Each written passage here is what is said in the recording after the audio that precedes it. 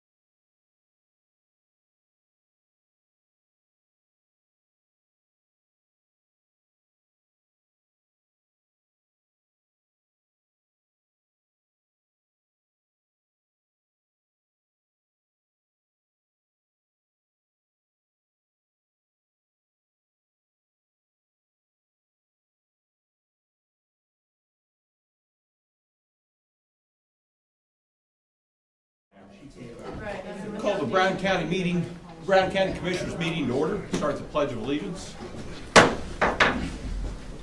I pledge allegiance to the flag of the United States of America and to the republic which stands one nation under God, indivisible, with liberty and justice for all. James is on. Thank you. Great, thanks. All right, first item, any additions to the agenda or changes? Changes, I need to basically say the Humane Society contract, we were close, but we are gonna have to take that up in our next meeting. Okay, we'll scratch that. Anything else? No, I don't have anything else. Approval of minutes and claims? I took a look at the minutes and the claims, and there were some changes, I think. Amber corrected, Yeah. thank you. You got both Kevin and I's corrections? Yes, they're both on there. We're good then. I'm so used to saying, saying You Sandy. can call me whatever you want. So, based on that and looking at those reviews, I make a motion that we approve the claims and the minutes. Second. Okay, roll? Ron, Yes. Tim, Yes. Kevin, Yes. Okay. Under new business, Kevin, start off Aegis Addendum Bridge Inspection Contract? Correct. So, as we all know, bridges have been a repeat topic here. So Aegis is our contractor doing our bridge inspections. There is an addendum to the contract they've given us because they have gone through and there's additional work that has been identified that's necessary in order for us to be compliant with state and federal law. So in doing the initial inspection during phase one, they went through and added the following items that needed to be additional work above and beyond what was in the original contract. Critical findings and load ratings on bridges 20, 30, 37, 38, 80, 81, 91, 94, 112, and 127. So those are all things that had to be dealt with. Interim, so that's phase one interim part. Bridge 30 was not planned in the initial inspection because it was something that we end up being able to find money and do a fix on. Bridges 91 and 112 require 6-month routine inspections.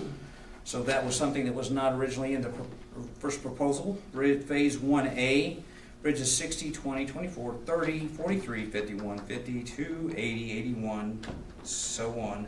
We'll provide copies of this. Or additional inspections.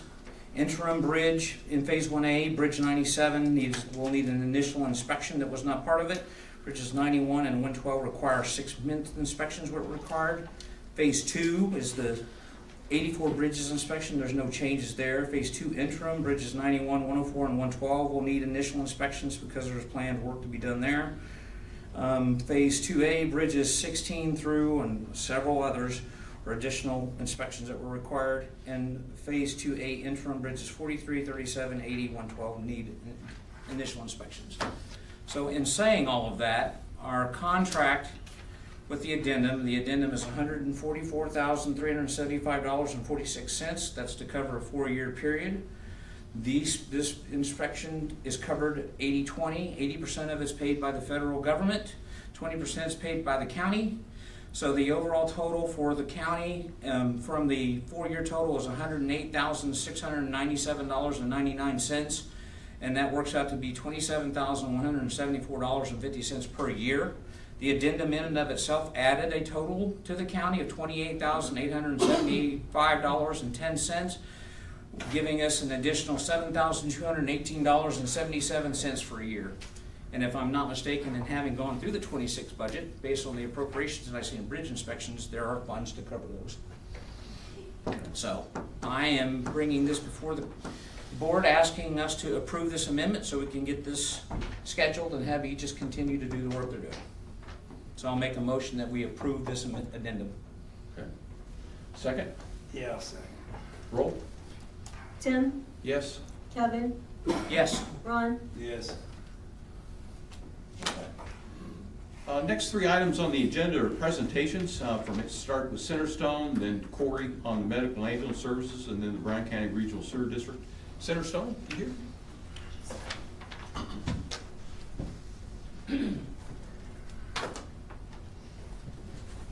Good evening. Good evening. We're glad to be here. Is that mic on? It's on. Okay. Sorry. I'm Laura Young. I'm a resident of Brown County, and I represent Brown County on the Board of Directors for Centerstone. I have served there for about 5 years. I was more recently appointed by this body, the commissioners, to serve a 3-year term. So I'm here today representing all of us to you for Centerstone's. Mandy Kennard, who is our Centerstone director, is going to be giving you a local presentation in just a minute. But I did want to give you a little bit of an update about the overall structure of Centerstone. You have probably followed a little bit in the news about a merger that Centerstone entered into with another equally or even larger behavioral nonprofit. That occurred last November. I believe you also have some paperwork about that. What I just wanted you to know is that Centerstone is about twice as big as it used to be. It is now the largest behavioral nonprofit in the U.S. What that gives us, hopefully, is some economy of scale. We are very interested, we are a values-driven organization, so we're very interested in seeing the services being provided to the people who need them, who are the people who don't have anything. I can tell you that the present states in the U.S. where Centerstone has a presence are Tennessee, Indiana, Illinois, Florida, Missouri, Oklahoma, Kansas, North Carolina, and Georgia. Centerstone, Indiana has also grown.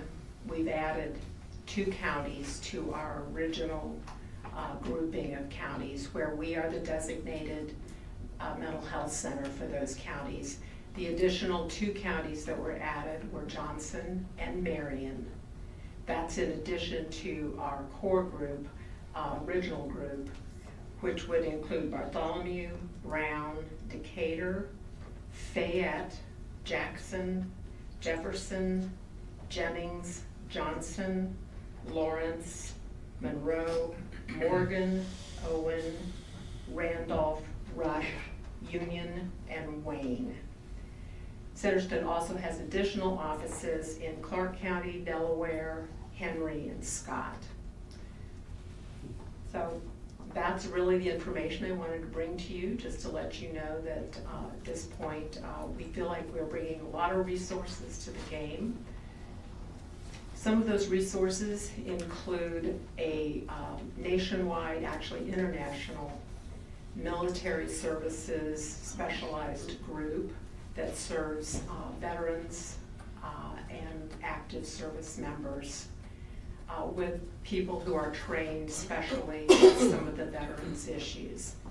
I will tell you myself that I have a husband who's a disabled veteran, and so this is very special to my heart.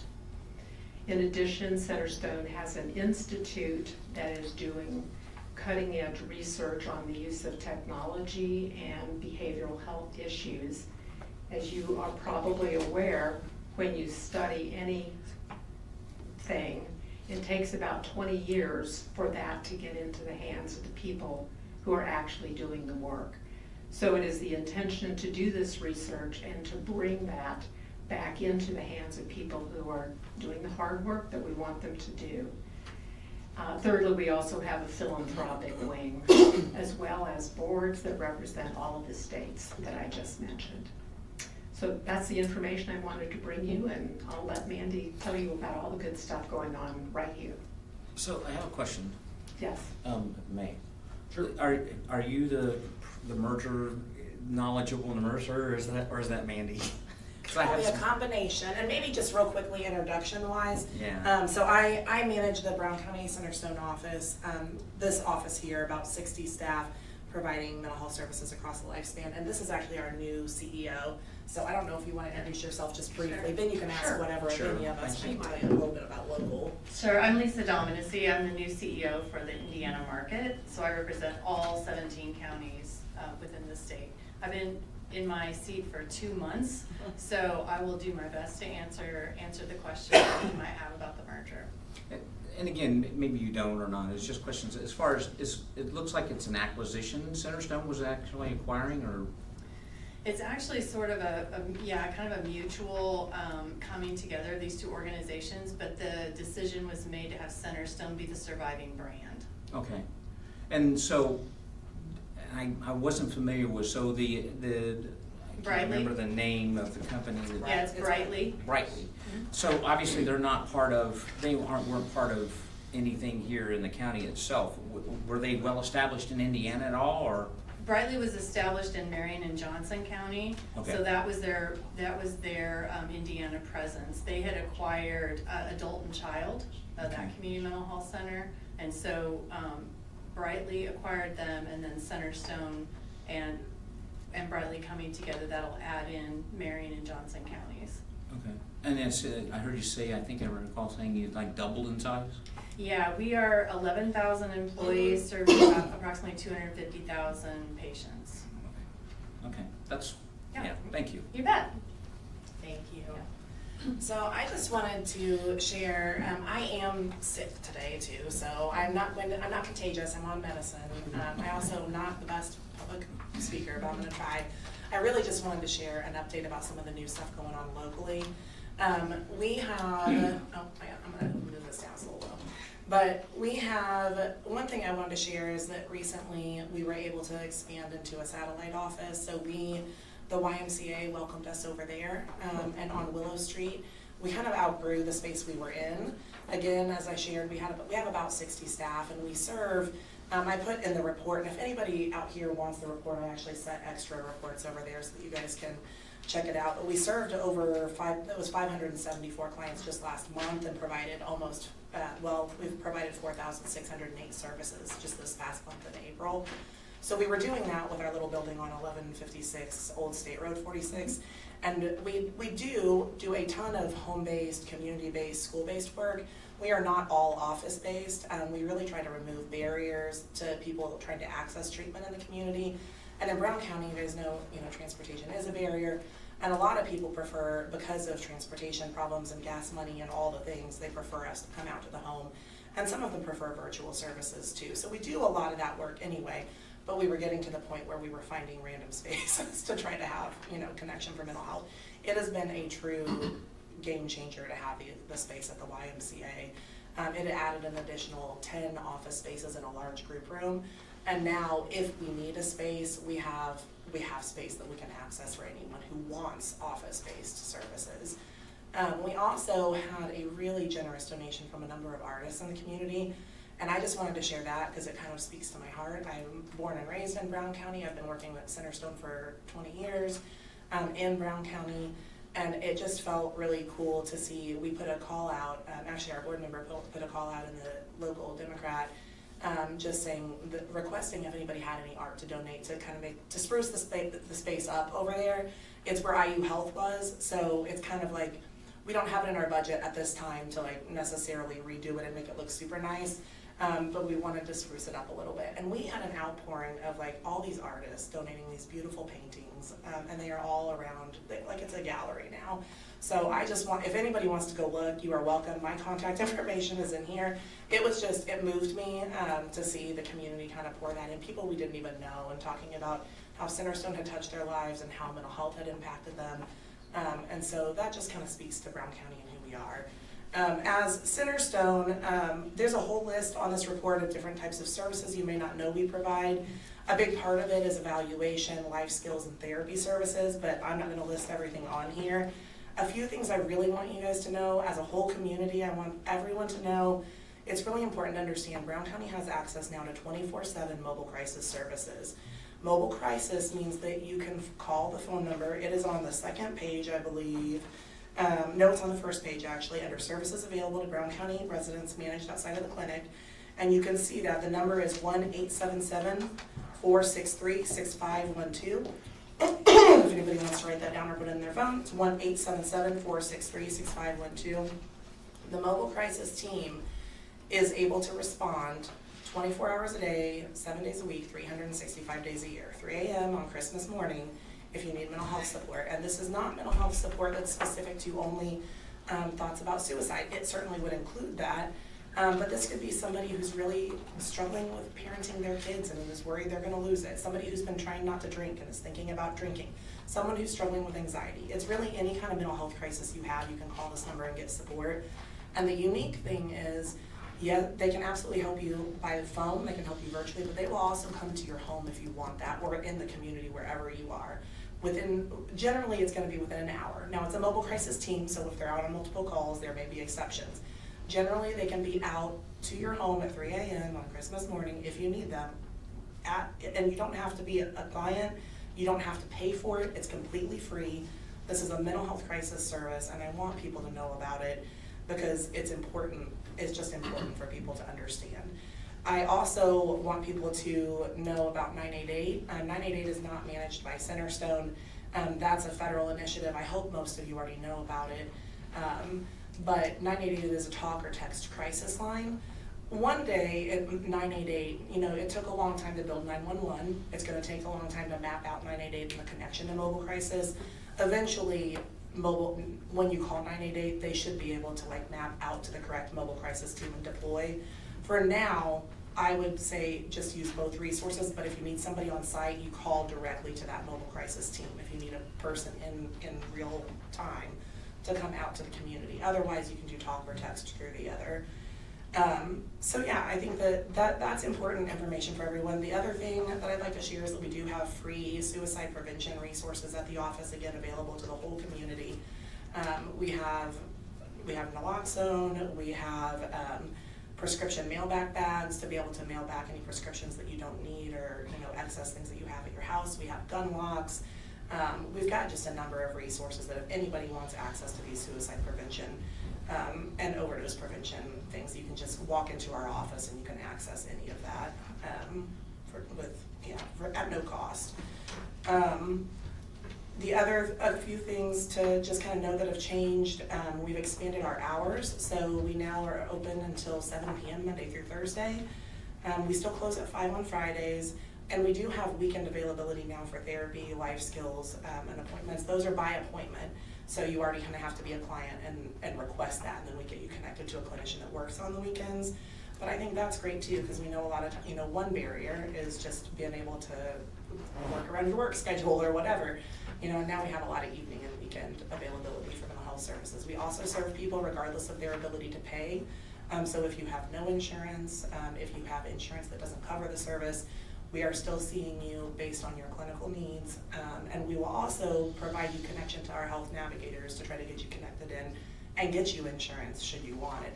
Some people come in, we enroll them in presumptive eligibility, and some people don't realize they're even eligible for Medicaid. And then they walk in and they have no insurance, they leave with insurance. So those are some of the things that I guess I wanted to share. We have same-day access, 5 days a week, so you can walk in and you can get an intake the same day or the same week. Some people prefer to schedule, some people want it the same day. That is a possibility for anyone. And we are really working to integrate in both peers and health coaches, and we've done a really good job of that in Brown County. Peers, again, I don't want to be repetitive for what people know already, but peers are people with lived experience. We have a lot of people on our team in recovery from their own substance use disorder or mental health challenges, and they are they have a tremendously powerful impact on the clients that we serve, and they are well integrated into the team. And then our health coaches really help us to take a holistic whole health approach and look at the intersection of primary health and primary care, mental health care, and whole health wellness, knowing they influence one another. So we're working really closely with our primary care providers too to try to address those issues, knowing they influence one another. So I don't know if you have any questions. I just kind of wanted to summarize some of what we're doing and some of what's new and important for the community to be aware of. So I do have a question about, so I noticed you said you had veteran services or veteran care. Yeah. Is there anything related in the programming and things of that nature related to emergency personnel? You mean to EMTs? Sheriffs, deputies, law enforcement, So things of we that do nature? actually have, and I've talked to Brad about this before, that if you guys ever want any kind of critical incident debriefing, we do offer that to EMTs, to law enforcement. We have done that in Brown County. We've done it for the EMTs before. It's been a while, and we've done it out at, I know we did it out at Palo-Wopec one time, and we've done it for the schools. I don't think the sheriffs, I mean, Brad can tell you, I don't think we've done it with the sheriff's department. But we can offer that support for them as well, if they want that. Maybe just for my clarification on context, Centerstone is supported by a state. Medicaid is our primary funder, so Okay. we have it's a combination of funding, so we do bill private insurance, we also do seek out grants and things like that, but our primary funder, the way we stay afloat, is Medicaid. Okay. And what's your involvement with the state of Indiana? I mean, don't they, and there's statutes that govern the mental health that the counties Oh, yeah. are responsible I for guess planning? Lisa could answer that too, but yes, we have lots of regulations and, absolutely, I mean, I don't know specifically one thing to just be aware of is that we are transitioning. The way that we operate was previously under a community mental health model. We are now under a certified community behavioral health model. So Okay. we worked a lot with the Division of Mental Health and Addiction to move through that. Centerstone was very fortunate. We were one of few community mental health centers to be selected in Indiana to pilot the Certified Community Behavioral Health Center because of our capacity to do this work well. And so we are moving through very closely working with the Division of Mental Health and Addiction on that. And then the budget for that really comes down to the counties. I think it's a little over $100,000 for us this year, if I recall. We budget that every year. So just give you guys some context. Yeah. You get the federal, we got the state. It's passed down to the counties, and then we get serviced by Centerstone, Yeah. and when we budget that expense. Yeah. Then you guys give us an annual report. That's pretty thick. I appreciate that. A lot of Yeah. numbers, a lot of Yeah. statistics, so a lot of information. Be glad to share that with anybody that's number nerdy. It's pretty effective, so appreciate that. So Yeah. thank you, Mandy. Yeah, we appreciate all the support from the community. I love working here and getting to do the work that we do. Yeah, it's good news on the YMCA. I'm glad they got a good tenant. Yeah, Tim's been great to work with over there, and it's really helped, it's helped our clients and here we're able to provide, so it's wonderful. Yeah. Okay, great. Is there anything else that you want to get? Well, just repeat and make sure I heard the answer correctly. You said you had basically roughly 500 clients this month alone? And, yeah, we served, I think that's on the second page, but in April, we served 574 clients and provided 4,608 services, which is actually pretty significant. If you think about the penetration rate for Brown County being about 15,000 people, that's a pretty significant portion of the population. And I couldn't give you this statistically, but anecdotally, I would say in Brown County, we have a lot more voluntary referrals. And I think that is something I'm kind of proud of as a community, because I think that speaks to us moving through, it's not gone, but with stigma and where stigma can be in rural communities, we have a lot of people that are coming in saying, I want support because I'm really struggling with this loss. You know what I mean? It's not all everybody's court ordered and required. We have a lot of people who are seeking support to care for themselves. So that kind of makes me proud of them too. Great. Yeah. That's good. Questions? Okay, thank you. Thank Thank you you, so much. Lisa, We thank appreciate you. it. Thank you. Laura, thank you. When will we see you next? Whenever you want us to come back, you let us know. When's your annual report? Yeah, at Andy. least by then. All right, Corey. Hello, everybody. Corey Frost, your Emergency Management Director here, one of your local EMTs. We're going to talk a little bit about emergency medical services. Commissioners asked me to put on a quick little presentation on kind of what emergency services looks like, emergency medical services look like in Brown County, and I was trying to figure out where to start. I thought I'd just start at the very beginning at one of our textbooks. We teach, Dave, friends of mine and I teach a couple EMT classes and EMR classes, and we're going to start with what's BLS and what's ALS. Does everybody know exactly what BLS and ALS is? Awesome. Does anybody want a handout that follows these slides, just in case these are hard to see? You want this passage? We'll start there. I'm used to kind of pacing around and stuff and talking about that. Is that all right? If I just kind of... So we're going to look at BLS versus ALS. You can go ahead and change that, Eric. So what is BLS? Basic life support provides non-invasive emergency care, typically performed by EMTs or first responders. And first responders can be law enforcement, it can be your volunteer fire department, it can be an ICO, which is law enforcement. It focuses on stabilizing patients until advanced care is available, and that's the ALS portion that we'll get to here in a second.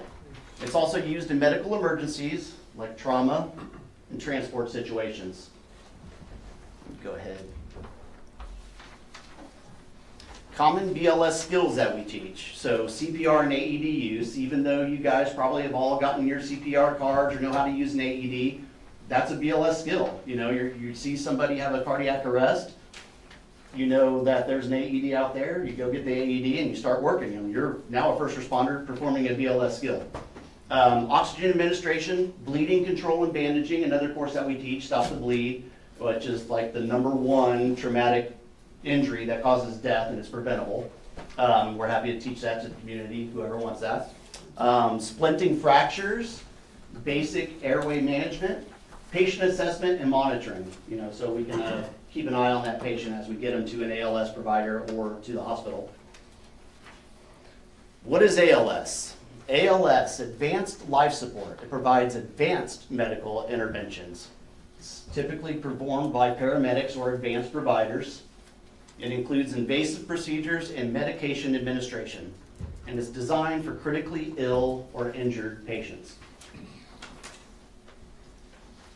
Common ALS skills: cardiac monitoring and interpretation, IV and IO access. If you guys don't know what IO access is, where you drill into the bone and you get into the marrow there, provide that medication. Advanced airway management, medication administration, needle decompression, and advanced cardiac life support protocols. So the key differences, and it kind of gets a little repetitive, but I find that it's good to be repetitive in these kind of presentations because that seems to resonate really well with people, especially students. So the key differences are BLS uses basic non-invasive care techniques. ALS includes invasive procedures and advanced medications.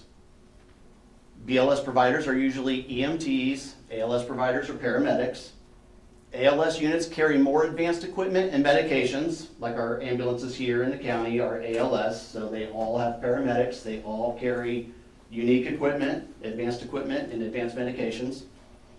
ALS is typically used in higher acuity emergencies, so a higher acuity emergency would be like a cardiac arrest. You want an ALS unit heading towards that, right? Because we're going to want to get some medications on board and treat that. Examples of BLS calls: minor trauma, scrapes, bruises, kid fell off and broke his arm at the school, or was arm wrestling. We've seen that happen. Stable medical complaints, basic patient transport, public assist calls. People call all the time saying, you know, we need a lift assist, we need help getting somebody off. You'd be surprised at how often that happens, where we need to send somebody out and help them get up. You know, they fall out in the yard.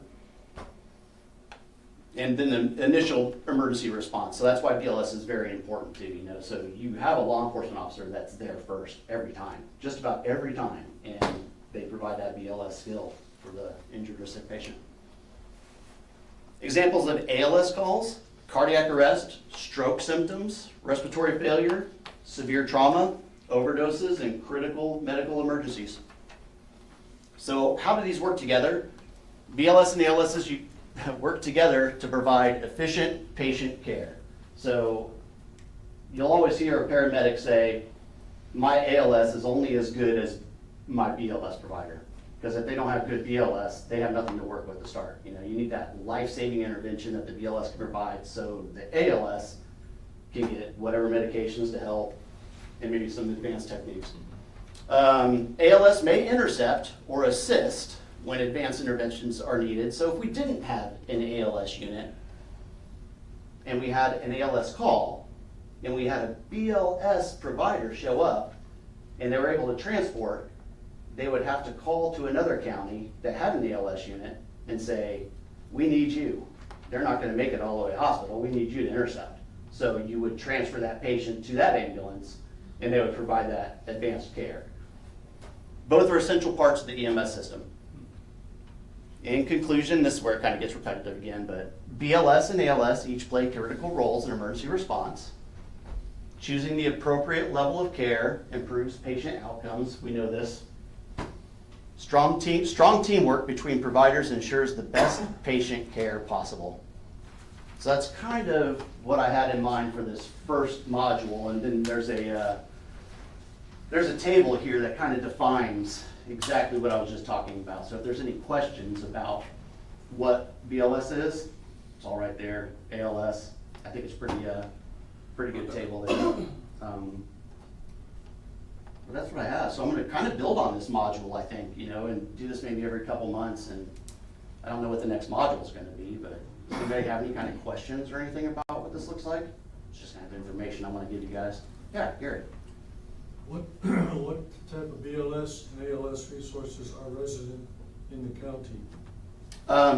So as far as EMS is concerned, we have 2 ALS ambulances right now at the ambulance base. Some of the volunteer fire departments, one specifically right now, Handling, can provide ALS non-transport care, so they can get the IV started, so that when the ambulance does show up, they don't have that step to go through. So, but specifically 2 ALS ambulances in this county. No BLS? No BLS We did ambulances. have Cordray Sweetwater's ambulance when they had staffing. Yeah, so Cordray Sweetwater has a BLS ambulance when it has staffing, but volunteer. Corey, let me provide some context. I think Yeah. what came up is the ambulance, the change in the ambulance contract. We're underutilizing the 2 ambulances we have. The anticipated additional cost is $290,000. And so to explain what our capabilities are, we have IU Health office here, we have a clinic, we have Centerstone for the mental health, and pretty much for our citizens, we have 2 ambulances, they're both equipped for the ALS, and we have Lifeline. And so we don't have a hospital, we don't have urgent care. And then there's restrictions on who can transport who, and that's a whole different module that you can talk about. Right. So in context, you say, what medical services can we offer our community? 2 ambulances and Lifeline, and the ambulances both are ALS capable as well as the people. Does that kind of cover it for that particular contract? It does, and to clarify a little bit of something though, we contract with Lifeline. IU Health Lifeline is our ground transport ambulances. When we're talking about the choppers that come in where we lifeline somebody out, that's no matter what. If we need a chopper to fly in to get somebody out of here to a trauma unit, we're not gonna find that trauma unit here, it's gonna be in Indianapolis. That doesn't have to be Lifeline. It could be air evac, it can be stat flight, so we have that available to us, but no. All right, anything else? Yeah, go ahead. Thanks, Lori. Do you know how many paramedics there are in the county or volunteer fire departments, and how many EMTs? Not off the top of my head, but on my computer I do. I would say, I'm gonna guess that we have 3 paramedics on the volunteer fire departments, but you have to remember too, they're not paramedics on the volunteer fire department. No, I'm just wondering, they get certified, so they have certifications, right, that makes them paramedics? A license, yeah, And we have 3 as far as you know, as far as I know, yeah. and EMTs?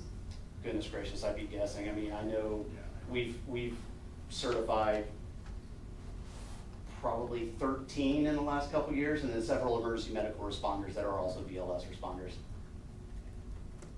Okay, so maybe 15? Yeah, I'd say 15 maybe.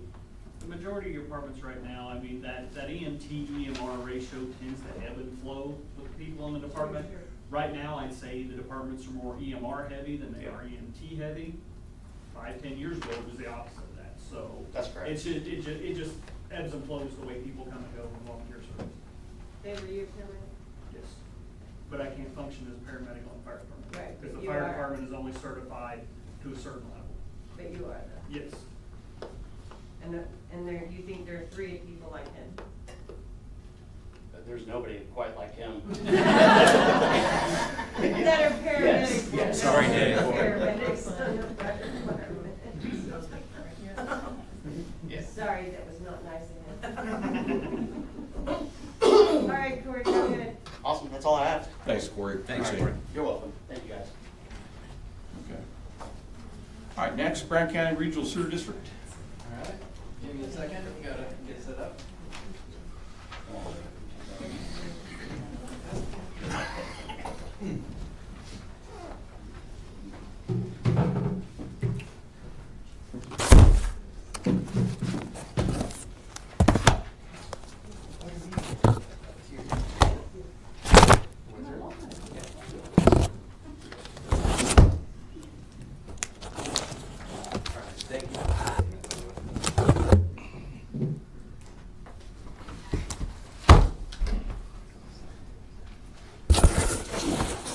Nope, I got one more. Okay.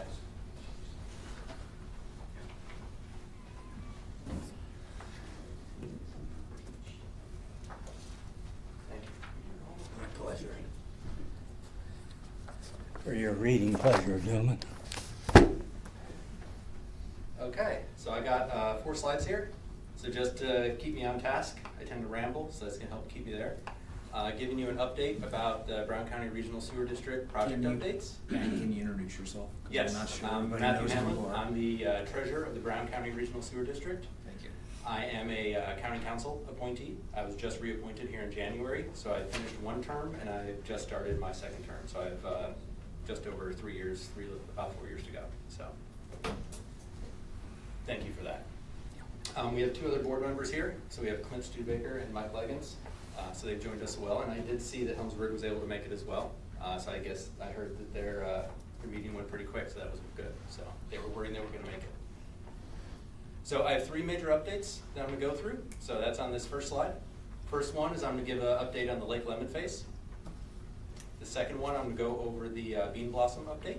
And the third is gonna be talking about some of the BCRSD, HRSD updates. And as we go through that, I actually forgot, I have Brian Bullock, he's our Aegis engineer. So he brought up some of the paperwork here before you. So if any engineering questions, I may look back towards him and defer, so appreciate it. So if we go to the next slide. So Lake Lemon, you probably saw the Brown County Democrat article from a couple months ago where District 9, Congresswoman Houchin, was able to award us just over $3.7 million in federal appropriation. That award is for the Lake Lemon project in that area to design, and not just design, but design and construct wastewater in the Lake Lemon area. So that was fantastic to get that news and be able to share that with the community. Second, we just got an update on this within the past few weeks, is the SRF ban that we have, that since 2024, we've been able to reallocate the remaining funds that we used on design into the Lake Lemon phase project.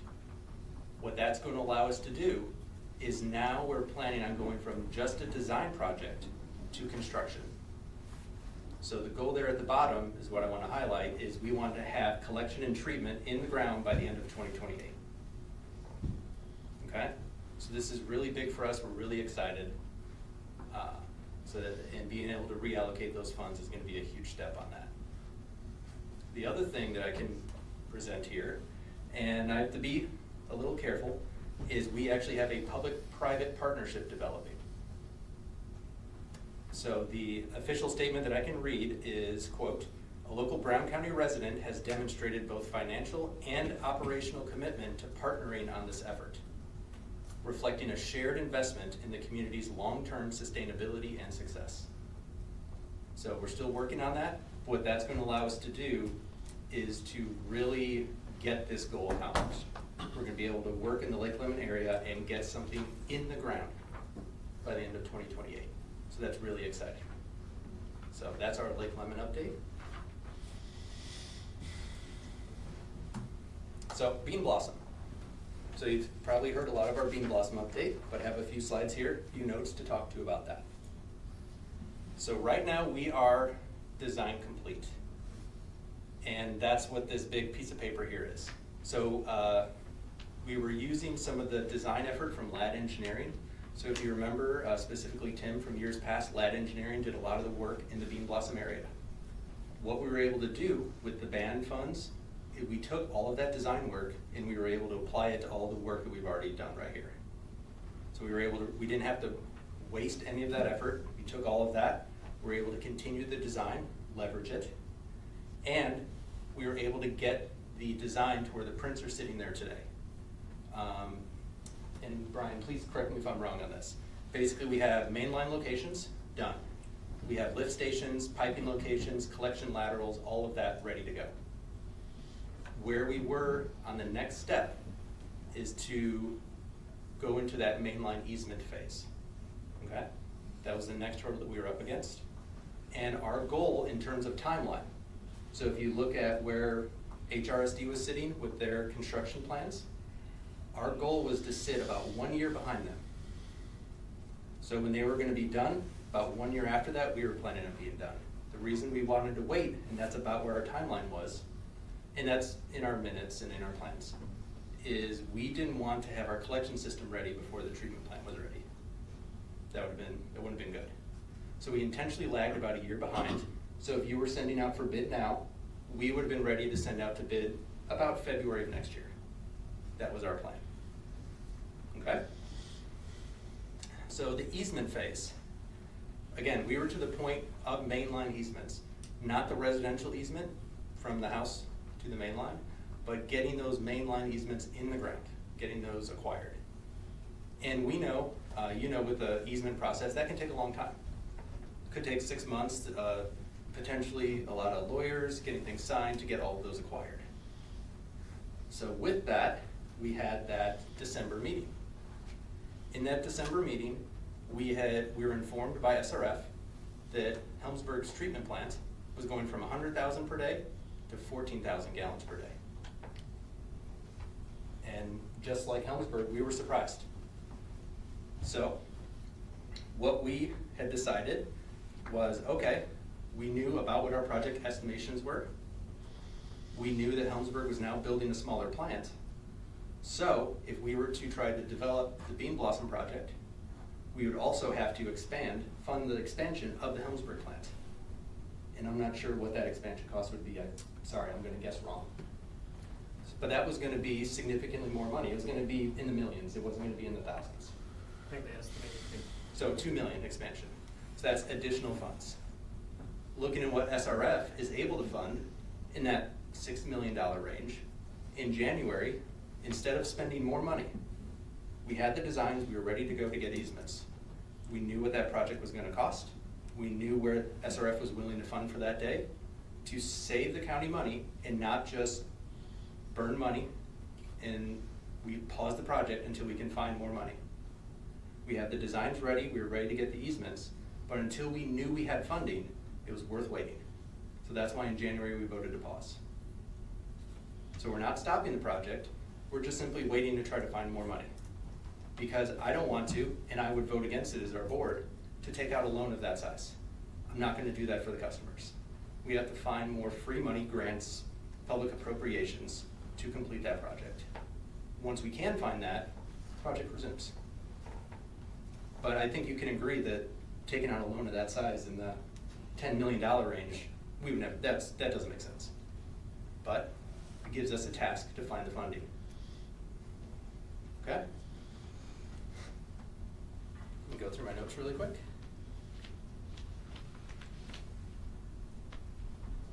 Yep, those are all my notes on Bean Blossom. Any questions on the Bean Blossom area or Lake Lemon? Yeah, I do. The 85%, I contacted the state revolving fund, and they sent you guys a memo or whatever it was back in October, and I asked for where you're at on the 85% number, which, as I understand it, was a commitment from potential customers that they support the particular project. I imagine you probably elaborate that a little more. So Clint, tell me if I'm gonna be wrong on this, okay? Or Mike. So I believe we were gonna be working with a lady by the name of Tina, I think is what her name was, and she was gonna go door to door to ask for that. But we also knew that that was going to cost money. I mean, her services were not gonna be free. SRF was volunteering to cover some of that, to go door to door, get all of the paperwork, get the easement process started, to get all of that interest one way or another, specifically mainline and then the main customers in that area. So that's where we were, and we were in discussions of getting all that work started, sending her out into the public. Then we had that December meeting, and we said it's not worth spending that money. If we know that we can't get the funding for the final project, don't cost the taxpayers money. Pause it until we know we have funding, or we know we have viable funding. Coming up that short, it's worth pausing until we know we have the funds. So we could have worked with SRF at that time and said, Tina, we want you to go door to door, this whole area, get exactly every customer, send us the bill, and we'll go through and we'll do that. We decided it was worth waiting to make sure we were making good use of the funds. Okay, So I guess a that- clarification, Yes. the 85%, as I understand it, the state revolving fund required that to get any kind of assurance of releasing additional funding. So your Yes. source of Or- additional funding is, so that kind of stops that source of funds, does it not? If you don't have the 85% requirement? So, and I'm not sure exactly how that funding works, but there is some language to that. And the best way I can phrase that is when we would have the project and we would go out there and fund it, there is some, you have to have so many customers in the area because they want it to be a viable business. They don't want you to build a bunch for no one. Well, you guys identified what, about 180 customers for that first phase, if I recall? 120, 130, can't remember what the number is. 135. Okay. Yeah. But some of the big customers, like Brownies was a lot of the commercial customers in terms of EDUs per day use a lot. So is it customer based, is it EDU based? So we were about to go and do that mainline survey and even had discussions with SRF of the efficient system, what we were talking about. Making sure that we designed for what makes sense. We didn't want to build the biggest possible system we could. We wanted to build the system that was going to get the most use. So it wasn't a set in stone. Tina was gonna help us hone in or focus or fine tune what that final system would have looked like. But it was gonna have the main line all the way through with the trunk up the center of Bean Blossom. And we decided to pause because we knew that it was worth saving that money now until we could find that better funding, so. Okay. And that could be through House and appropriations, it could be through senators or Governor Braun, it could be through a lot of other options there, and those are options that we're working on, so. Okay. I guess my concern in 2006, the Bean Blossom RSD was established with the intent to justify a new sewer service in Bean Blossom. So for 20 years, the intent was to justify a new plant in Bean Blossom. As you're well aware, the final phase of that, you couldn't acquire land, attempted to get parkland for that, and DNR turned that one down. So the justification, and then you couldn't get the land because landowners wouldn't release that land or offer to sell you that land. So my concern is the support you have in Bean Blossom. If you're looking to get it, if SRF is looking for an 85% commitment from the customers and you don't have that yet, and then you got 20 years of trying to justify a plant that was not successful. So the good news is, when all the studies were done, Helmsburg was selected, got their funding to expand their plant, and I know when Ethel Morgan came through and did those re-engineering studies and did the different options, they were talking about regionalization.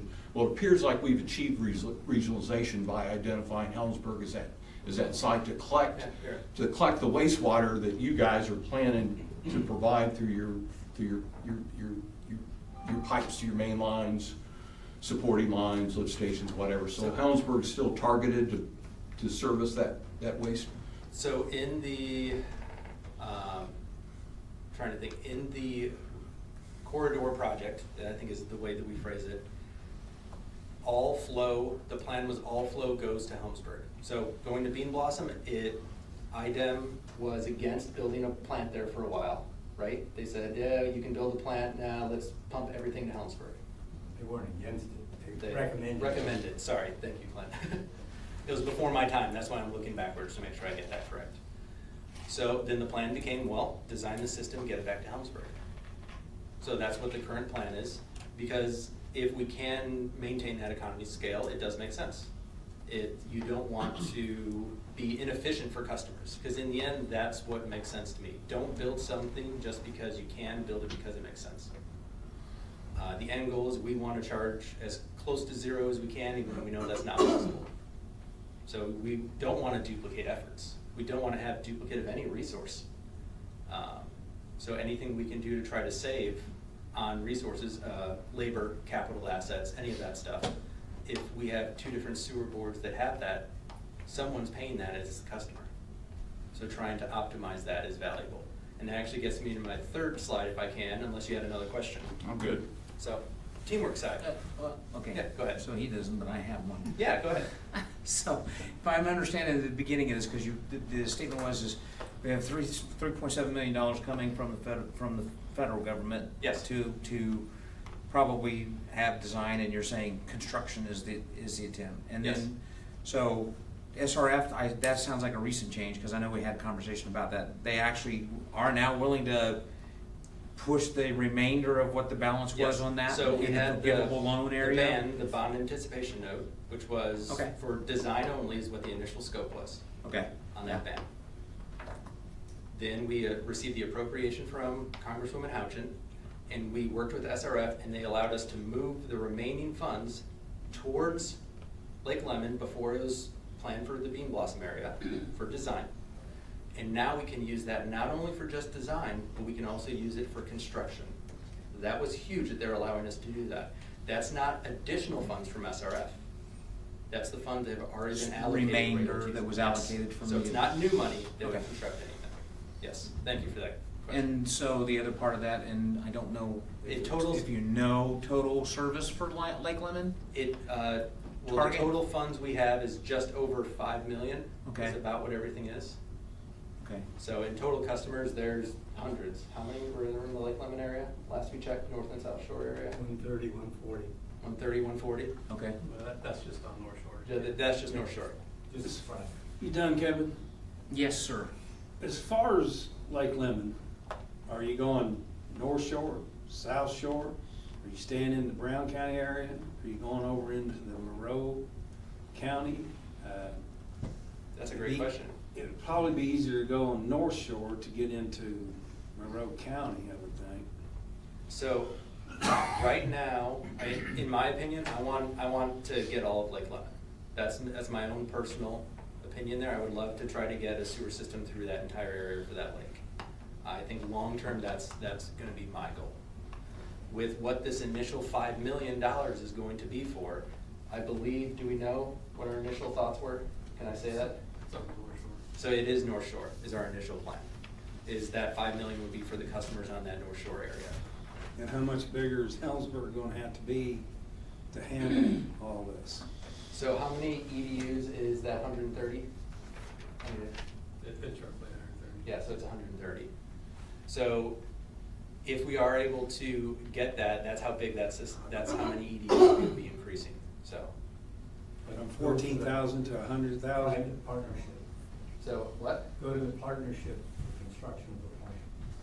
So, okay, and so that's one of the other things that we're working on, is for right now with the private partnership is going to help the development of a plant there. They said they would help us with that. So we're gonna have a plant and customers right there, and we don't have to put a pipe in the ground the entire distance. Because that pipe is extremely expensive to go that whole distance. So. That was kind of Ethel Morgan's suggestion as well, wasn't it, to have one plan on one? That was before my county, time. One on the other end. Right. So that was before my time. Right? Yes, that needs Because to be that's clarified. several millions of dollars just to get between place to place. That needs clarification. And did I just understand you was planning on having 2 plants, one over in Monroe, and then moving the rest of it to Helmsburg? So with the Lake Lemon project, as of right now, the draft plan, nothing's set in stone, is there's a plant on North Shore that would serve the Lake Lemon area. So we do not have to have that pipe in the ground to get all the way back, because that pipe is cost prohibitive. So it's what, okay, so there's gonna be a new plant for Lake Lemon, and it's not going to Helmsburg? At this time, that is our plan, yes. That's the idea, okay. That actually makes sense to me. But with Helmsburg wanting to expand, so the private money has nothing to do with Helmsburg, it's more into the Lake Lemon area? It's around the Lake Lemon area, yes. I'm not sure exactly where in that area, but yeah, it is in that area. Huh. So, okay. Wasn't expecting that, but that's kind of common sense, kind of told me moving it all the way to Helmsburg was a bit. And in the That's- end, if there were a lot of customers in between, was that Bear Wallow and Helmsburg, if there was density there, that's a different discussion. But there's residences per mile is very low. So you're essentially building a pipe to nowhere. And that pipe is expensive per mile. And in the end, what our focus is going to be is cost effective. We don't want to spend money we don't have to. We want to have the lowest cost of ownership that we can. And that's what our goal is going to be. And whatever that means it is, that's how we would design that system. So. Okay. But remember, Bean Blossom, we're planning on that at the Yes, so thank you for that, Clint. So in the end, the Bean Blossom project, that would go from Helmsburg east up to Brownies, essentially, in that area, that's still planning on funneling right back into Helmsburg. So when we do find the funds for that, through state, federal, local agencies, the plan is build that pipe and it goes straight into Helmsburg. So if we had the money today, we're about a year from bidding just like Helmsburg would be today. So once we get that money, we restart that timer of being a year out, which hopefully would give them enough time where we can work on expanding their plans and getting that done. Okay? And so, in saying that, because the original plan was to go to 100,000 per day capacity, that would then reduce the capacity plan, since Lake Lemon would have, I think, was initially included in the projections of what the operating capacity was supposed to be, correct? Lake Lemon is how many thousand per day? Let me check. Or, I'm sorry, yeah. Let me check. Keep looking back for I hate details. to do this because Yeah. I can't talk worth a damn. Hopefully you can hear me. The 100,000 gallon per day plant, Kevin, if that got expanded to that, would certainly accommodate what we have currently designed for Bean Blossom area. But remember, when we look at and you'll see that in one of these many documents up here, our strategic planning activity, when you look at what we see across the northern portion of the county, there is Woodland Lake, Little Fox Lake. You go north, there is Lake LaSalle. Those areas, when you start thinking about, well, where should they go? They should flow downhill toward Bean Blossom into Helmsburg. So the expansion of the Helmsburg plant as a regional plant still makes absolutely perfect sense. And that's what we've been talking to these folks about for years, back when Jenny was on this. We have that in mind, but all of that is in phases and chunks in order to make it financially feasible to do it. Lake Lemon, on the other issue, is out to the west far enough with enough customers around the whole lake to make sense for a treatment plant to be built for it. And to correct an issue about Hometown Engineering, when Hometown Engineering did their PER, which was in 2019, Ethel Morgan was the engineer, and she came back with a recommendation to SRF, to Helmsburg, and to Brown County RSD that 2 treatment plants should be built from an economics perspective. And that's how she looked at it. From a logical perspective, I think the one at Helmsburg and one at Lake Lemon makes sense. Ethel said one at Lake Lemon, one at Bean Blossom, and keep Helmsburg as is. That was her recommendation. That's what's in that report. You can read it. Ron. IDEM, if I'm remembering right, I don't know that you would call what you're talking about a satellite sewer system, or because IDEM supposedly didn't want one little sewer plant over here and one over there. They, from my understanding, they wanted to kind of join them. But You're right, Ron. what's your take on that? I mean, is that going to be considered a satellite? It sounds like it's going to be bigger than 4 or 5 times bigger than Helmsburg. It probably will, at least initially it will be. The Lake Lemon potential customer base around there is well over 800 residents around Lake Lemon. That's large enough for an operation that will be very sustainable. We're currently looking at what Helmsburg has today and then adding Bean Blossom to it. And then as we pick up the other pieces that I just mentioned, it can start to grow to a several hundred customer-based treatment plant. Again, a very operational, and has said in the past, and still says, what they don't want to see is more of the plants that are, or systems that include a plant that are being built that are 65 to 85, maybe 100 customers. Those are very small and very inefficient when you think about the cost to operate.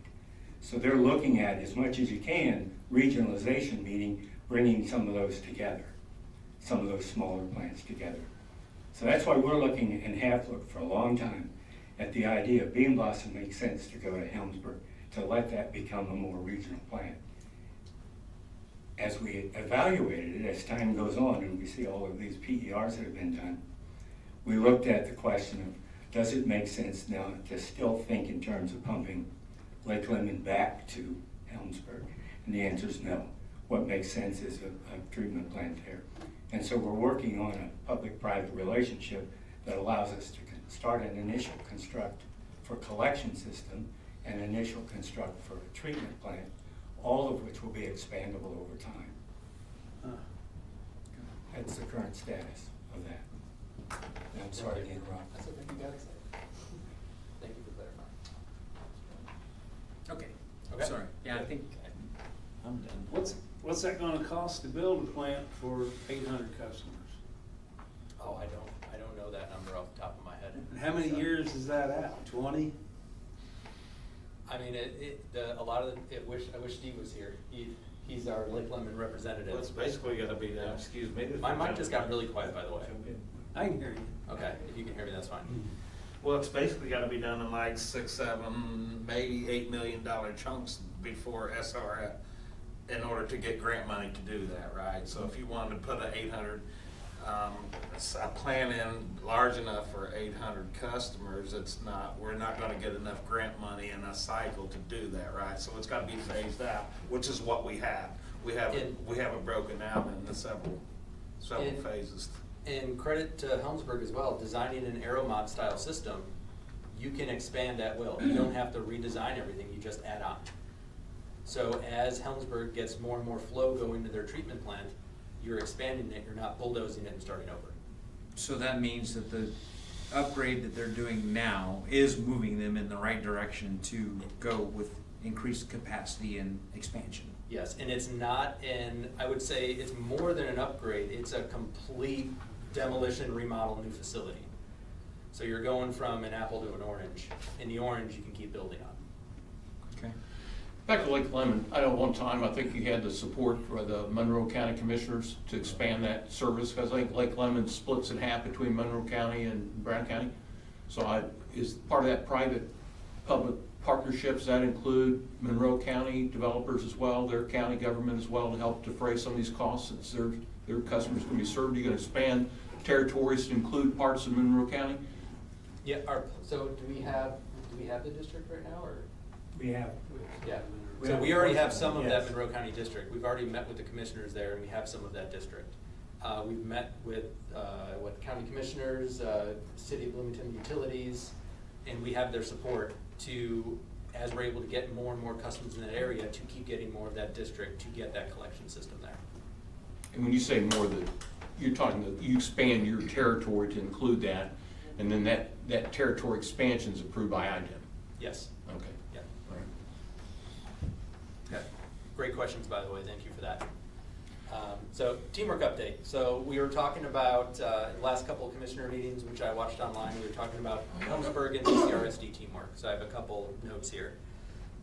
Basically, Clint had just mentioned Hometown Engineering in 2019. They did a PER for both of our boards at that time.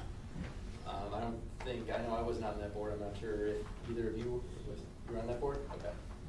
So that was the initial PER, that was kind of when we had started really working together. We've done a lot since then. When I joined BCRSD, I know one of the first things I did was we started going to joint meetings, and we actually signed a joint agreement in 2022, I think. And basically that joint development agreement lined how we were gonna share information, we were gonna be open about it, what they were gonna work on, what we were gonna work on, back and forth. And we had over a dozen joint meetings. I can't remember how many we've had, probably closer to 20. Yeah, so we had a lot of meeting notes about that. And even, I think it was in 2023, HRSD came to us at one of those joint meetings.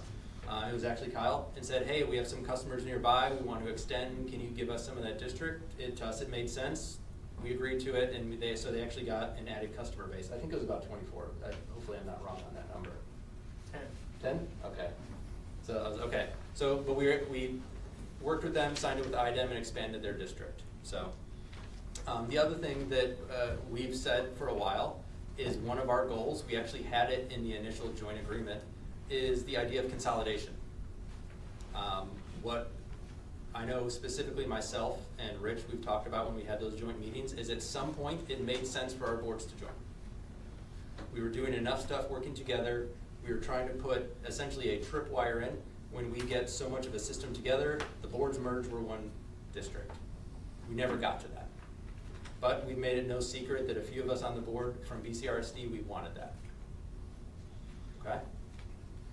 I even asked, so I was on a work trip in November of 2025. We had another joint meeting, and I had asked, is there any interest in merging or consolidating and doing that again? And the answer was no.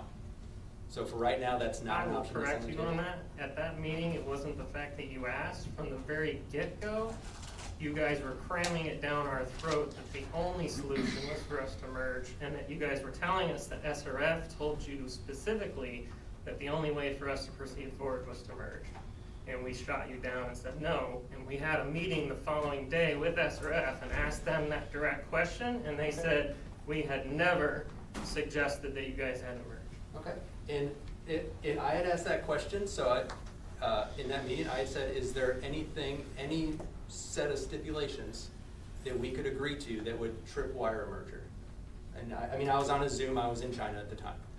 But I said, is there anything that would do that? And I would still ask that question.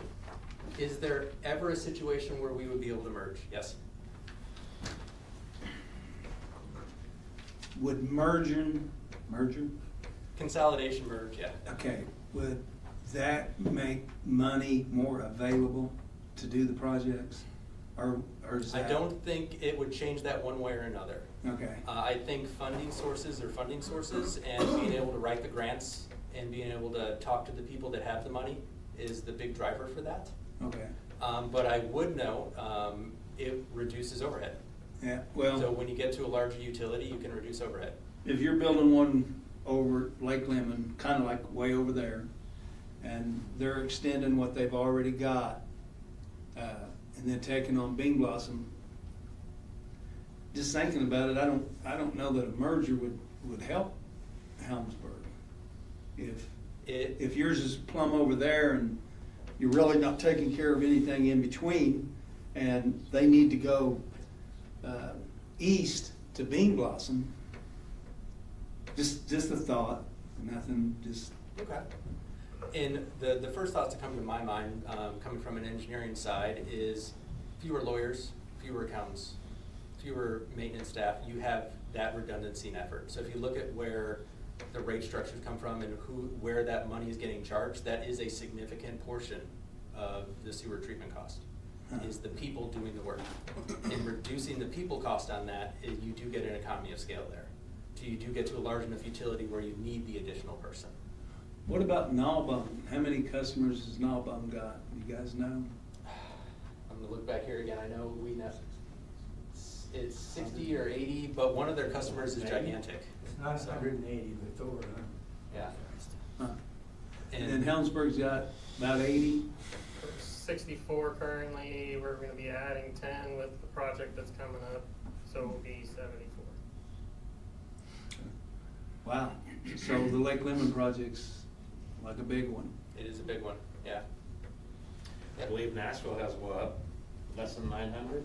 So it would be equal to what Nashville has now. If we could fully bill out Lake Lemon, it would equal Nashville. Yep. Now, Nashville's just really upgraded what they've done. I don't know what their capacity is now, but I would think Nashville's capacity has raised quite a bit. I'm sure it is too, yeah. They're mostly commercial too versus what Lake Lemon and what Helmsburg and Bean Blossom is more residential, so keep that in mind too. So I mean, the fact that Nashville is more commercial, they're probably gonna have a lot more potential flow that they're gonna have to treat at the plant, so. Why not a separate RSD in Lake Lemon? Be similar to Helmsburg, but Lake Lemon, they're closer to their customers. Why not a separate RSD for Lake Lemon? And then really you expand the territory for Helmsburg to cover Bean Blossom and your other quarter. And then you guys, mission accomplished on the planning for sewer service in Brown County. I mean, you've done a phenomenal job with the plans and strategies and all that kind of stuff. So great job on that one. But then when it comes to execution, who's actually processing, who's dealing with the customers, what's the most efficient way going forward? Yeah, so here, I was like, let me hop in on that.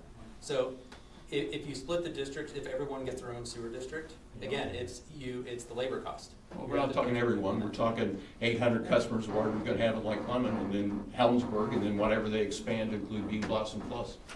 Well, and I mean, that, could it happen, but a lot of what's the number?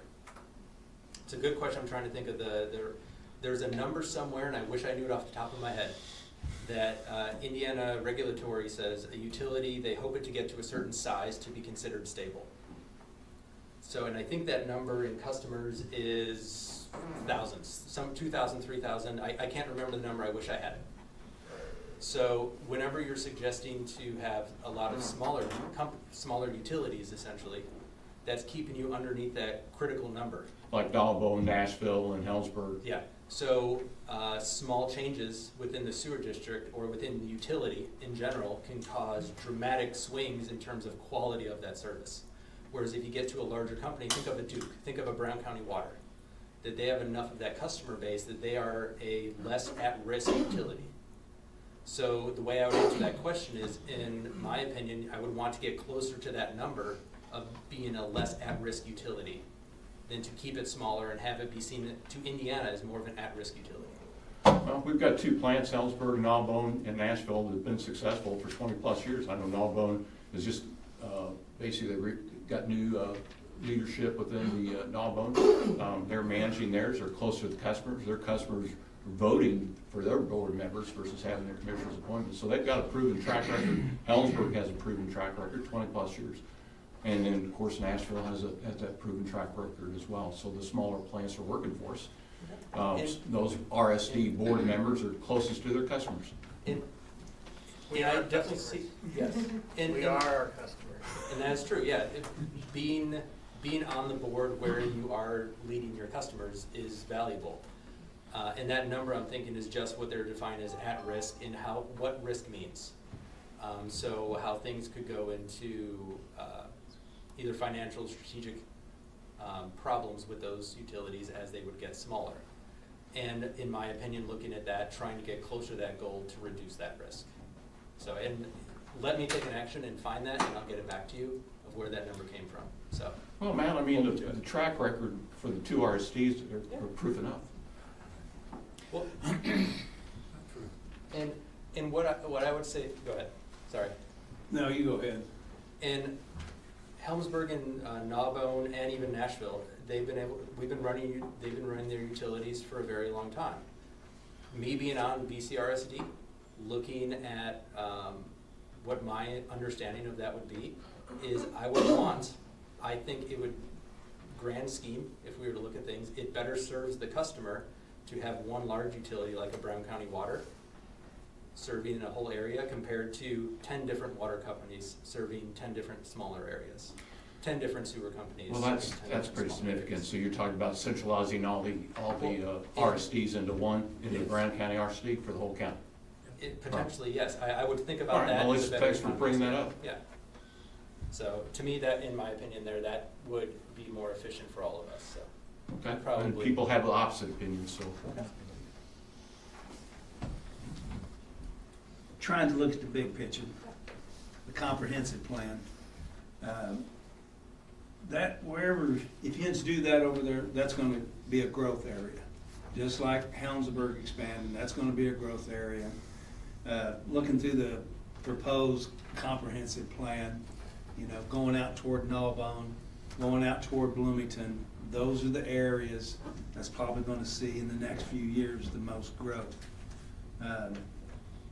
That's gonna make a big difference on, now, once you do the sewer thing, the electric, the power lines, the water lines, have you looked far enough ahead to see what all that's gonna look like? I have not looked at water or any of that, and I'm not looking at that in terms of growth. I Okay. want to be clear about that. You I'm just not want to looking at service this what's as a there developer already. to build stuff. I'm looking, in the end, years ago, I worked at the EPA. I was just interning there, and that's kind of where my patch came from. I just want to try to do the best for clean water. So I look at who are the people served today, how can I try to help them, and try to help their systems. I'm not looking at this as like, hey, if I get a sewer system in there, I can put up a ton of homes. That's not even on my mind. So I'm looking at how can I treat the people that are there today and help them out? Because in the end, I look at Lake Lemon, I'm like, I wanna make that the cleanest lake I possibly can. Ron, Nashville developed a master wastewater strategic plan that goes out within 2 miles of their borders. They go to Annandale, they go to Belmont, and they go out to Nava, and they, anyway, their plan is to expand, but they linked annexation to sewer service, so I think that'd probably be constructive. That's why they backed off the people out there that really want the annexation. Well, I don't think that's ever been popular in this county, but Well, anyway, but that's Nashville had that master plan to expand, to support that development along those corridors. But anyway, it's on paper anyway. One of the things, Ron, that comes to mind when you ask that question, when we look at, and as Matt said, like the water company, when they view the county, they view the whole of the county and not 10 different little water companies to service it, but one. And you get all kinds of economy of scale. And what you ultimately end up with is being able to provide service to all of the customers at a consistent rate. And by consolidating the sewer districts, what we do is eliminate territorial competition. So if there's a house sitting out there that's between this district and that district, who serves it? Well, now you get into the actual discussion of how do you transfer from one district to the other district that territory. We did it very easily, I don't know, 3 years ago or so, when Helmsburg asked for additional territory around Helmsburg. It made absolute perfect sense to all of us. So it was an easy deal. We had to go through a formal request to item to transfer territory. And we did that. It took letters and conversations and that sort of thing. And we want to eliminate that situation as best we can. And the concept of a system-wide sewer district then can have operating units like a Helmsburg operating unit, a Lake Lemon operating unit, a Gnawbone operating unit, Nashville if it should enter the fray. All of those things then can have a common oversight management, common billing, common operations. We reduce the size of equipment needed. The customer gets the benefit. Not the districts, it doesn't matter about damn district. That's just a bunch of people that have to manage it. And if you got a bunch of small ones, you got a bunch of people that have to manage it. What you're after, or at least what we think we're after, is good water quality and efficient service to customers at the lowest rate. Because at the end of the day, that's who's paying the bill. And they're doing it to clean up the waterways. So we're looking at that question of capacity across the whole of the county, not individual subunits. On the territory change, 2013, the commissioners asked the Bean Blossom RSD to take on more territory. That was a memo from the commissioners, went to the boards, the memo to the Bean Blossom at the time RSD as a memo. IDEM approved both since both boards. So it's a pretty simple process. Memo, IDEM approves as a one-pager. So I've got the documentation on that. So it's a pretty easy process to expand that territory. Not saying it's difficult. Yeah. On the water quality, that's a different topic. So we both exchanged opposing views on water quality and that kind of thing. But anyway, so consolidation, I kind of get that one. All right, I'd love to see the numbers. Kevin's the same way. I mean, you're going to show, hey, we can consolidate and keep your bills lower. Sure, I'd love to see that. And I think customers would too. But I think that'd be a challenge. Have you looked at the trend on the sewer bills from Nashville's wastewater? I've heard the trends, I haven't looked at the trends. You might take a look. So. Okay. And I don't think if you're looking at low cost service, you might look at those, start with those numbers. They've got a pretty good website out there. Okay. And what I think you're gonna imply is that their rates have gone up. Well, I mean, they're always gonna go Yeah, up. they're always gonna go up. I also would think you would agree that they're probably being the most efficient they can possibly be with their rates. I don't think they're charging a lot of overhead on those rates. There may be some discussion in there, but they're probably charging what they believe to be at the best rate that they can for their customers. Well, Matt, the challenge is how much federal money you can get to buy down those utility rates. I don't know Absolutely. what it is now. I think at one time it was estimated that we could get the grants to buy down the monthly cost from what, 65 to 85. That was years ago, wasn't it? I don't know what That they're was years ago. projecting now. It's probably over 100, isn't it? I know it's gone up, I don't know it, because if I say it, I'll be wrong by it. But that was the number, that was the target that they were planning to get you grant money to buy down that bill to the customers. Yes. And so that's not inexpensive. Oh, no, that's significant grant funding. I mean, just like with Helmsburg, I believe their wastewater treatment plant was 100% grant, or almost 100%, maybe 90%. But there was no way that plant would have been built without almost complete grant funding from the federal government, so. Otherwise, Well, the and rates then would be higher. it's the income levels of that particular area as well supported that one. And fun fact, I know when the last census happened, that the Bean Blossom side is actually classified as a higher income range than the other side. So you actually get less funding going that way, which was surprising to us. We're like, that didn't seem reasonable, but. It was surprising to us when we saw the LY numbers come in throughout the county. That was surprising as well. And I did notice, when I was looking through the agenda, that you had updated the ordinance to change it from working together to actually changing the HRSD boundaries on the agenda. So it does. No, that's what we identified at the beginning, that was the request to expand the territory to include the customers they're gonna support. Because I believe at the April meeting, you said it was an agreement to work together and Well, we that's had what the we're doing now, conversations. And now it looks like it's being listed as, no, we're gonna make a resolution to change the boundary. No? My understanding is that you guys need to come to consensus Yes. as to how to best work through the territory. Because on the agenda right here, a letter of support of changing HRSD boundaries to include future customers. That's Letter of what's- support, that's correct. To change the boundaries. Not Pardon me? working to change We the can't, boundaries. commissioners can't change any boundaries. Yeah. The process is pretty simple. We can So- write a letter of support based on the desires of or the request from the Helmsburg Regional Sewer Okay. District. Okay, we can certainly provide a letter of support. It goes to basically to the Brown County RSD, and that's where the discussion becomes, and then IDEM gets involved in that. We don't Okay. have any authority to dictate anything other than And- provide the letter of support for the and- Helmsburg RSD board. And you are correct on that. I do know at the last meeting, the resolution was to work together. It was listed here, and I was surprising when I saw that walking in, so that's why I was adding it. I'm not following here. So- You're working together. This is the start, isn't it? In working together, what you were saying is the district that we currently have, you're saying, we're recommending that is now Helmsburg's. So instead of asking us to work together, you're gonna carve out a section and say that's now Helmsburg. The target is That's June not working 17th. together, that is a district change. What's So it in my I'm opinion. gonna stand here and make this clear, and we're not going down this path. The plan and my expectation is that you two RSDs get together and work through this. And I would love to do that. I would love to have that joint agreement. I would love to have that interlocal. I want to see something And listed that's as where I'm wholesale standing, rates. and that's where I'm standing as a commissioner, saying, stand, go through, identify what is in the best interest of the constituents of this county. Okay. That's where I stand. So, Kyle, I'll meet weekly with you. No putting each other on the spot, let's behave ourselves. I would love to do that. I will make the time, Okay, so, that's what I expect. okay.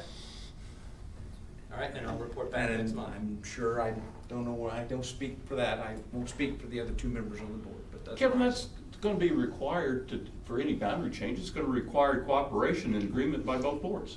Correct. So, I don't- again, and if it doesn't come to consensus and it doesn't do, and you work through your process and understand that there's a state legislative entity that has to be, or state control and a regulatory agency that goes through that, so that's where we're going. Okay. Okay. All right, and that was the last little bit of the update that I had. Okay. Do you have any other thoughts? I don't. All right, thank you all. Thank you.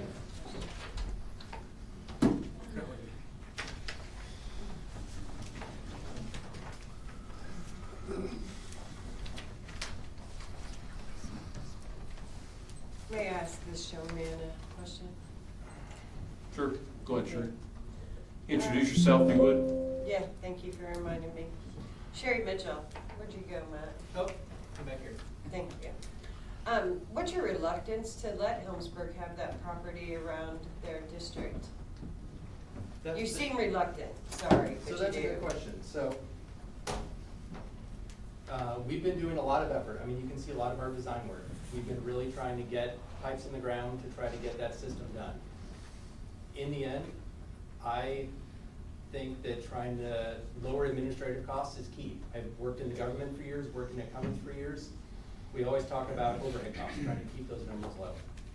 I So understand that's my first overhead thoughts. costs. But in the end, so this is now, this is my hot opinion. I cannot speak for these board members at this point. In the end, I care about water quality. If you were to tell me we were to have sewers where they were needed and no bad septic systems, we're gonna be contaminating watersheds and we had what was needed, I'm gonna be happy. That's my own personal opinion. If you're telling me that we're gonna be in this future dream state where people are taken care of, I'm happy. We did it. Matt, you sound like you're deflecting, buddy. Yep. So in the end, why am I reluctant to it? Why am I reluctant to it? Yes. What the commissioners are, what a territory change would imply is that we didn't do our job. No, why would I you feel like we think didn't do our that? job. Why would you think that? The boys they got money. And basically that's my opinion where it is right now. And what the commissioners asked for, I wanna sit down and work. So let's start there and work on it and get something figured out. Okay? So your only reluctance to allowing Helmsburg to take on 60 more, however many more they're getting in their plant, is that it makes you look bad? No, I didn't say that. What's your reluctance in letting them have, is it 60, Kyle? Am I making that number up with your new plant? You could add 60 more, like double? At least with what they're putting in now. Okay, But- so about 60. So about 60. Out of order. I'm asking a question, I asked for She asks it. questions, just, yeah, right, yeah, you're fine. Go Thank ahead. you. Anyway, so what is your reluctance to allow him to take 60 more customers into his district? Especially when you can't service those customers now? And you're actually looking at going all the way out to Lemon, which I love, by the way, I think it's fabulous, I hope that all works out just perfect. But there's no reason to hem these guys up or to even get into a debate with you about taking those extra 60 customers that you can't service now or whenever that's gonna happen. So why don't you just give up the territory and we'll all be done here? Okay. That's my bring, question. yeah, Chair, I want to bring it Just- back up to the board. Yes. Question asked, and that's something that could be addressed at a later time, I appreciate the time. Kyle, is any, and we can provide you time on our next commissioner meeting, if you like, to present a case. You can do it now if you've got comments you want to make on their presentation. Adrian O'Shea, President of Helmsburg Regional Sewer District. To add on to what Matt said about the merging, we did feel pressure in that particular meeting. Rich and I particularly did not get along with that conversation, and our biggest issue is if we merge, we're one entity, right? We can only go for so much money. We are hoping to get them to a point where they can get something done, and then we can see about merging. That makes sense on down the line, but we need to get to the finish line on a project. In 20 years, we now have 2 different plants and multiple expansions under our belt. They're done. Like, this plant is funded, it's being built. We're bidding right now. Okay? In the same 20-some years that these guys have been around, we haven't gotten to the finish line yet with anything. And we want to help with that. We believe that the people in Bean Blossom should get sewer if they want it. We felt the reason that when Kyle came here to give an update on what in our position of where our plant was, that kind of started this back and forth. We want to work with them, but we feel that we could take on the Bean Blossom group and that project in its entirety and get it to the finish line. We do. We would approach it differently. We have a very hard crowd to win over at the Helmsburg group because of the limited amount of money. But we have persisted and we got the approval from our group. We just passed our new rate ordinance tonight, which will keep us in taking care of all the equipment and servicing all that. Had we kept the rates the same, customers would have had to take on that debt. If your pump goes out in a week after we hand it over to you, you know, we were trying to put provisions in place, but they would be responsible for that. They don't have the money for that. So we are going to do everything we can to try to get sewers to grow. I agree with Matt, economy of scale. Eventually, I want to be able to sign a rate ordinance where we just dropped it, you know, for all the customers. But we felt when we last talked here that that's what we were interested in, is working with them to take that over. We think that we could get it to the finish line. That's the biggest thing. Yes, Ron? I think what I understood last time was, I believe it was Mr. Leggins, and correct me if I'm wrong, I believe he said if you guys could get the money to go to Bean Blossom, more power to you. I believe that's what I heard. And then if you guys are gonna do Lake Lemon, and yous concentrate on Lake Lemon, and then after you guys get all that up and going, if yous wanted to merge, then that would somewhat make sense. It does. To get to a point where we can, as Matt said, service everybody together, that makes more sense. We just have to get to a point. Like right now, it doesn't make sense for us to merge because we've got all the customers and assets, and we are currently servicing all those people. Does that make sense back there, sir? I'm listening, and, I mean, having pipes in the ground, having capital assets, you can borrow a lot of money against it, you can take bonds against it. There's different business opportunities you have compared to where starting. So there is an economy, go ahead. Yeah, Ron, there seems to be just some disconnects here that are just too obvious to me. Okay. One of the things that we, and this guy and those folks have worked with us on up to this point, is the understanding that Bean Blossom is a project that we've been pursuing for a good long time. Got a lot of funding for, got engineering done, for design work, and we'll continue to seek funding for the construction of Bean Blossom with the absolute plan that it's going down the road to the west to Helmsburg for treatment. That's in the works, been in the works.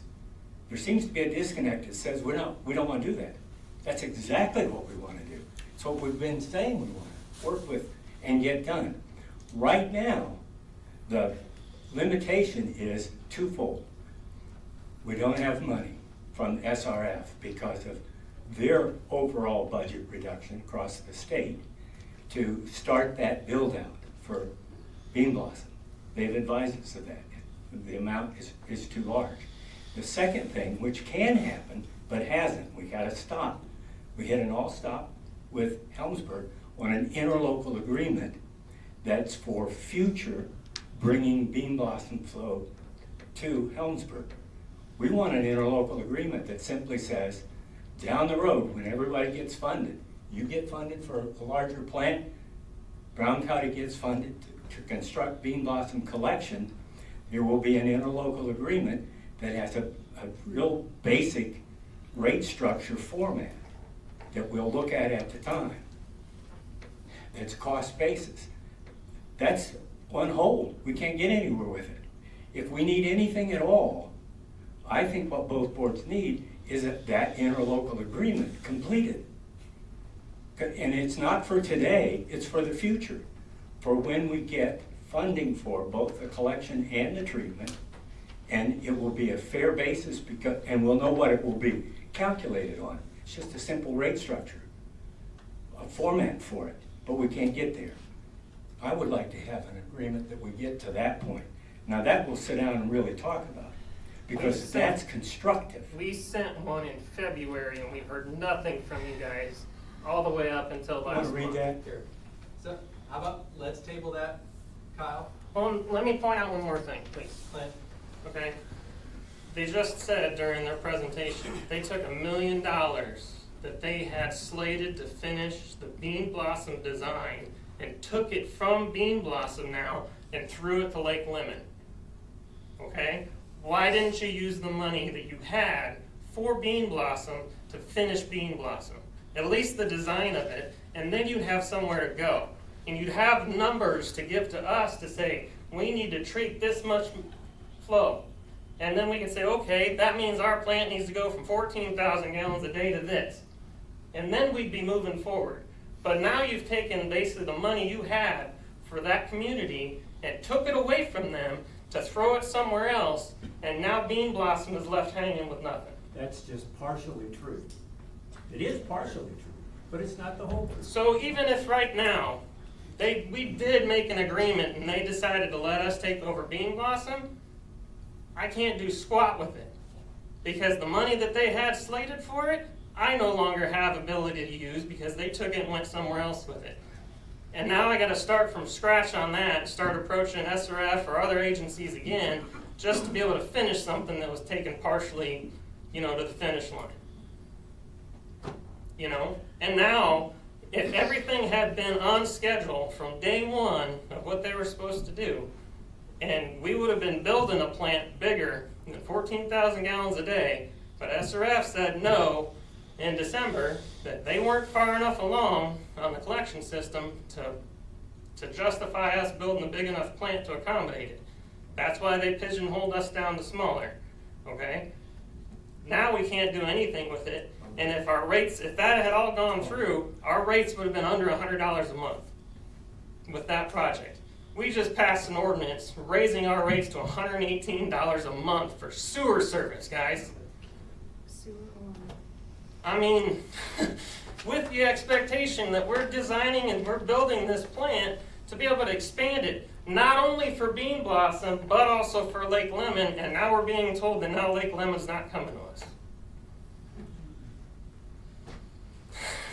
So what is that going to mean for my rates now going forward? I'm $118 a month now. For how long until I might have now the possibility to add more customers from Bean Blossom and potentially lower it? Now I'm screwed. Sorry.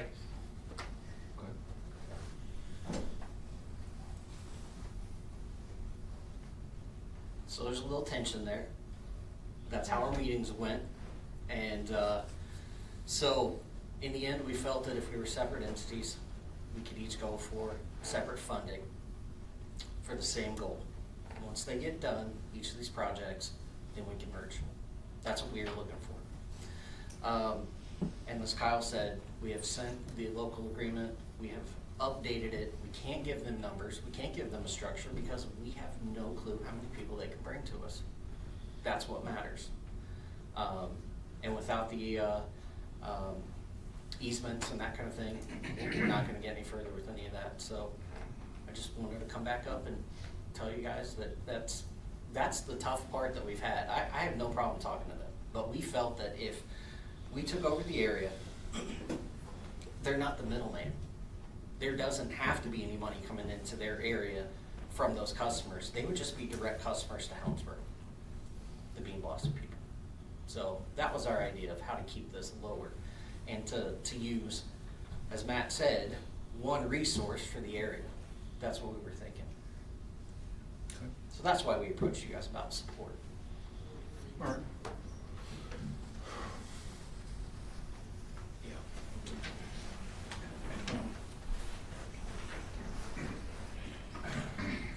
Bill Austin. Sorry. So I'm glad Kyle brought that up because I think one of the tensions you guys are seeing, and I think some of you guys know this, maybe not. I've been on the outside observing all this, and so I realize because I've been in the government stuff, right, that there's pockets of money and there's ways of spending, and I think whether it's Gnawbone or Bean Blossom or Helmsburg, you got people not getting paid for doing any of this, right? So everybody's doing this because they think it's important. But you do have a situation, maybe it's due to funding, maybe it's something else, where the folks at Helmsburg have been going on 20 years, as you heard recently, now paying $118 a month. It was in the 90s for a long time. I don't know what their current budget is, but they've got something like, what, $20,000, that much at least, in savings? Or do you even have that much? We don't have any savings right Yeah. now. So they're operating with a high monthly cost, serving and making the system work. And you guys know what Helmsburg is like. $118 a month is a lot for those people. Okay. So people working the system have been for 20 years, and they barely have enough money to pay for the pumps. And we're talking millions of dollars flying around, right? So just looking at it as an observation, it seems pretty strange to be talking all these millions of dollars projects and the kind of money that's been available and the struggles of the people that are actually running the system and serving the people. Okay? Thanks, Phil. Anybody else? Okay, bring it back up to the table. I guess my final comments is 85% of the SRF mandates. That's a concern to me. Is what does that look like? Do you have the 85%? I mean, if they're basing that as a qualification for passing money, I think that's pretty significant. So I guess I'm curious on that one. And Matt, on the water quality, we can talk about that offline. I think we changed articles in the Democrat on that one. Your own study says that pasture land is, I'll read figure 33 in your water quality study, details that pasture land loads more E. coli to Brown County streams than other sources under all modified septic failure modeling scenarios. Only if 100% of documented septic systems are failing do they contribute a significant volume of E. coli to the entirety of Brown County. And then again, we talked about the samples where you identify that 50%, I'm done, then you can follow me, that 50%, I don't know, whatever it was, you identified testing for human-caused E. coli. I addressed that in the article that was a response to your criticism that said, hey, 80%, how many systems could be contributed to that water sample? And I'm still waiting. I guess my question was if that water quality study was changed anyway, has it? Has that conclusion changed? Is there a water engineer that changed that? That initial study was being a scientist, I'm gonna phrase it that way, they performed a whole county simulation. We're gonna look at the area, we're gonna run a bunch of models, and we're gonna come up with theoretical possibilities. So the entire county, it looked at all of that, and that's what that graph that you're referring to is, the whole county. Now, micro versus macro are very different. If you're looking at the whole county, and you take an average of the entire county and you put it in that pie chart, that's what that simulation was. Now make it a small area. The small area simulation does not match the large area simulation. So when you make it a micro level, we decided to do a test instead. You know what, the simulation on this small area is not gonna work. We're gonna take a bucket of water and have someone test it. And we actually did it twice. We did it a couple years ago, 3-4 years ago, and then we did it again last year. And the actual test didn't match the model. The actual test said most of it was human. And what does that tell us? Do we believe the test, or do we believe the model of the entire county being a representation of Bean Blossom Creek, for example? The test that we took a bucket out of Bean Blossom, sent it out for testing, and came back, said most of that was from human source. So that graph that you always refer to, remember, countywide simulation of a model, not of a test, of a theoretical value. But when we did the test, it disagreed and actually said that it was a different situation, which meant the problem was worse than the model portrayed. That's the best way I can answer that. You're calling a sampling a simulation? The sampling you took, you're calling We took that a bucket. simulation? No, the simulation was the entire county. I understand that, figure 33, you had an independent water quality scientist to put that together. Yeah. And I don't think they made up that model on their own. I assume that was an industry standard kind of approach. They probably used some kind of model that tried to do a representative sample of our county. And I imagine that was It probably pulled an Aegis accepted reports. standard within that particular area of expertise. But you Probably, took and a I'll sample. overphrase that was probably the best simulation we had at the time of how to try to represent what the county was. Well, even then, their sampling said even if you had 100%, the significant problem would still be pasture land. And so a sample, when you took a sample, Matt, that's not a simulation. No, that is, we actually took a bucket You in took the a stream. sample. We took several Okay. samples and then. And you're extrapolating that sample, and you're saying, well, since it applied to this particular sample, every home in that particular area that may be contributed to that has a failing septic system? Is that your conclusion? No, the density of that sample gives you your best guess theory. So if you look at E. coli density, and you look at, if you do coliphage, which is human versus animal, and you say, okay, of the E. coli that's in there, a certain percentage is from human, and so many, the loading of animals, and I'm getting out of my depth here, so if I'm speaking wrong, I do apologize, that, okay, a human and an animal contribute so much E. coli per organism into the stream. I'm not Let's challenging try and your guess that. sample results. Okay. I'm not challenging that at all. How many failing septic systems could be contributing to that sample? Off the top of my head, I don't know. But You don't what we know, do that's know right.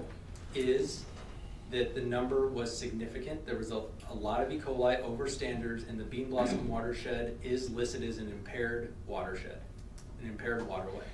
So It was in listed my- as impaired because of the E. coli sample in both pasture land and I guess now that you've validated the human cause. What you don't know is the number of systems that may be contributing to that. And if you're familiar with the 80-20 rule, 80% of the problem could be due to 20% of the systems. Fix 20% of the systems and your human-caused E. coli in that water sample goes away. You still have the problem with pasture land. So, okay. And it's not so- unique, it's common to agricultural-based counties. We're not unique. I think Monroe County had a similar problem. So your hypothesis here, I got this. I know, So I'm gonna give you some data. your hypothesis here would be, could a regional sewer district go out to communities and help fix their septic systems? Say, hey, sign up, we'll help fix your septic system. I Would didn't say help? that at all.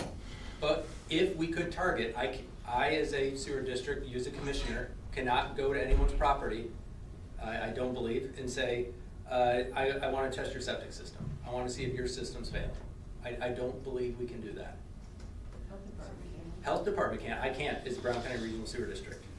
So. The health department can't either, can it? It's probable cause. You have to have a reason as to why you think that septic system may be failing, and I So- think you guys identified what a failing septic system might look like, or at least the state has.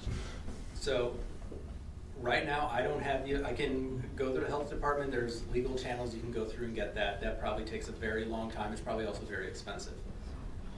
If we know the problem is there, for me, again, my personal end goal is water quality. We actually, a few months ago, in one of our board meetings, we actually had the discussion of, could we as a sewer district support people's septic systems? Why not? Could we say, hey, for a certain monthly rate, we'll pump your septic tank and we'll maintain it for you? That was actually a discussion we had, because in the end, if our goal is water quality, why couldn't we consider that as an option? Which would talk to exactly what you're talking about. Well, it's a different issue. My point is. that It's a similar issue, The because sample, in the end, the it's. sample doesn't identify, and you need additional research to determine how many systems may be contributed to that, the human cause of E. coli in your pig sample. That's it. That's a fact, is it not? We don't know that. We don't know how many systems could be contributed to that problem. We don't know it. You have the. And we don't have the means You have to models do and that simulation, easily. you cannot guarantee to an exact amount of what that is. Yeah, okay. We know 40% don't have records. That doesn't mean anything. There's not a correlation between no records and failing septic There systems is, either. but there's a preponderance of evidence that begins to build that makes you start to think, well, then what is the issue? Yeah, and Clint, we both went back and forth on that one, and, I wrote a pretty extensive analysis on your justification, so that's a public record. So let me see if I understand this correctly. The first time you tested, you didn't distinguish between animal and human? We And the did. next time you took the bucket, no. you did just the human? and Great just- question. Great question. So, years ago when we did our study, we did a model. So we did a simulation on it. And then, I think right before I joined the board, it was right before I joined, we did a test at 13 sites or something like that. I think 8 sites, something like that. And they actually did, oh, thank you. Look at the actual number. 1, 2, 3, 4, 5, 6, 7, 8, 9, 10, 11, 12 sites. So we actually did what was called a coliphage test. You pay a company, they essentially put a 5-gallon bucket in the water at a certain spot. They have a process that they follow. I don't know what that process is. They drive it to a testing site, and they have a certain amount of time. And it's almost like voting. They have to ensure chain of custody and a bunch of stuff on it. And then they do a test on it and they give us a result back. And then they can tell on that test, when you put the bucket in and drive it quickly to the lab, is it human or is it animal? So that's That was the COLA last test. time you tested it or the That first was time? They did it 4 twice. years ago when we did that test. Okay. And last year on the board, I said, well, if I believe in data, the data should repeat. I want to pay it to test it again. So we tested again. And the data still said majority was from human source. So what that tells me is we just didn't get a fluke runoff in a spike system. The numbers are still high in the area.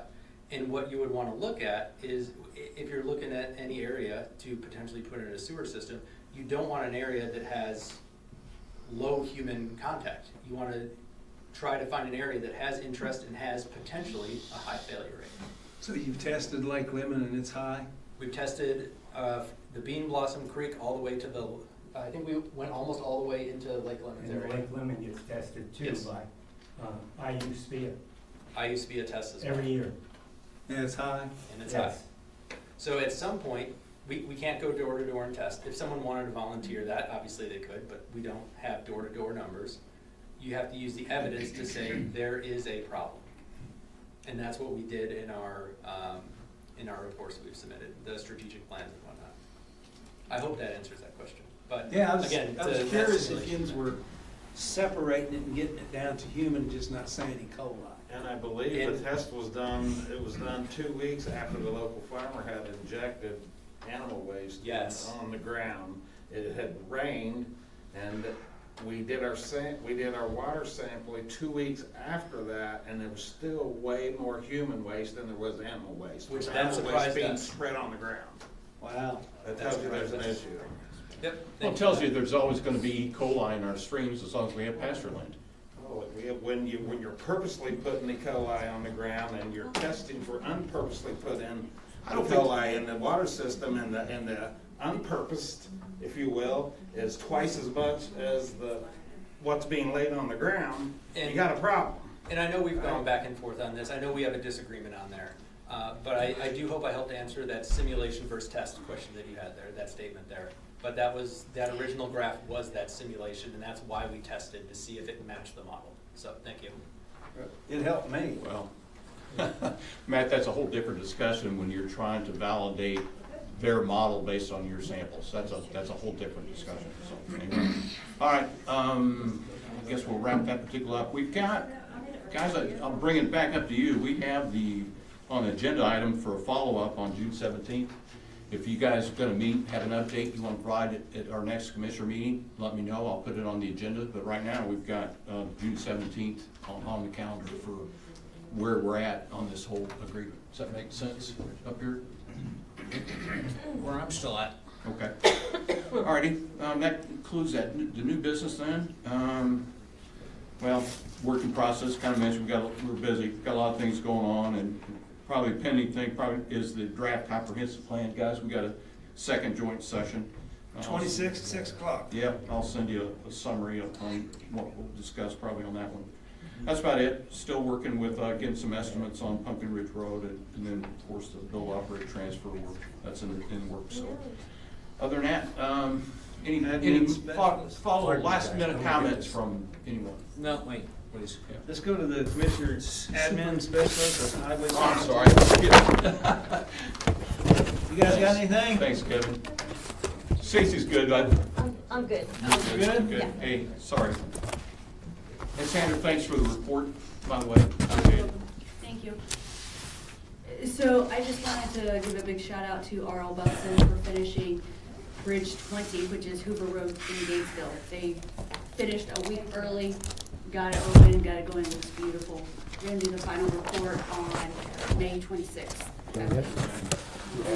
Also a big shout out to the crew for keeping up with all the trees and storms and flooding that we have had lately, so they're doing a great job with that. We also closed out our 2025 FEMA flooding money, and we recouped $122,601 for the county funding. Most of that went back into labor, but part of it into equipment and materials. So that's just kind of where we're at in the county. Okay. Great, thanks, Sandra. Okay. Anybody else from the audience? Any last words? I'm sorry, I was talking, did we skip all the policy stuff? Yeah, Okay, it's just a working process, nothing, Okay, no okay. updates. okay. Legal? Yep, legal, James? Nothing to add from me. Thank you. Okay, James. Thank you. Kevin I takes a will, second to get up and mute, as you well know. I'll make a motion to adjourn. I'll second. All right, meeting adjourned. Thanks, everyone.